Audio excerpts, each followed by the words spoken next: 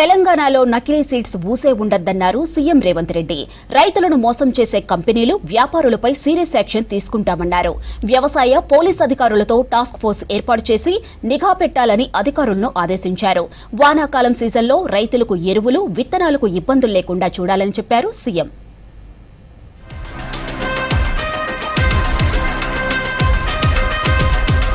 రాష్ట్రంలో నకిలీ విత్తనాలు అమ్ముతూ రైతులను మోసం చేసే కంపెనీలు, వ్యాపారులపై కఠిన చర్యలు తీసుకోవాలని ఆదేశించారు ముఖ్యమంత్రి రేవంత్ రెడ్డి. నిందితులు ఎంతటి వారైనా ఊరుకోవద్దని పీడీ యాక్ట్ కేసు నమోదు చేయాలని చెప్పారు. హైదరాబాద్ సెక్రటేరియట్లో వ్యవసాయ శాఖ మంత్రి తుమ్మల నాగేశ్వరరావుతో కలిసి వానాకాలం పంటల సాగుపై కీలక సమీక్ష చేశారు సీఎం. వానాకాలం పంటల సాగుకు సన్నద్ధంగా ఉండాలని వ్యవసాయ శాఖ అధికారులకు ఆదేశించారు సీఎం, వ్యవసాయ శాఖ మంత్రి. అన్ని జిల్లాల్లో సాగు విస్తీర్ణానికి సరిపడా విత్తనాలు, ఎరువులు అందుబాటులో ఉంచాలన్నారు సీఎం రేవంత్.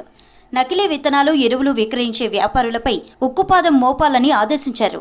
నకిలీ విత్తనాల దందాను అరికట్టేందుకు అన్ని జిల్లాల్లో కలెక్టర్లు, పోలీసు అధికారులు చర్యలు తీసుకోవాలన్నారు.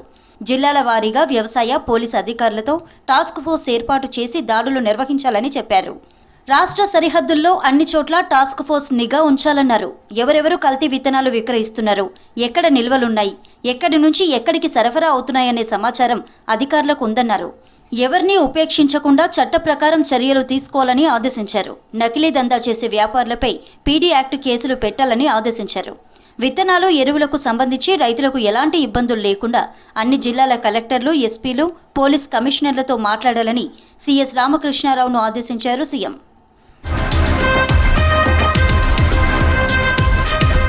రైతులు నకిలీ విత్తనాల బారిన పడకుండా అవగాహన కల్పించాలని వ్యవసాయ శాఖ అధికారులను ఆదేశించారు సీఎం. ఎరువులు, విత్తనాలు సరిపడా అందుబాటులో ఉంచుతామని, రైతులెవరూ ఆందోళన చెందాల్సిన అవసరం లేదన్నారు. ఈసారి రుతుపవనాలు ముందే వస్తుండటంతో రాష్ట్రంలోనూ వానలు ముందే కురిసే అవకాశం ఉందన్నారు.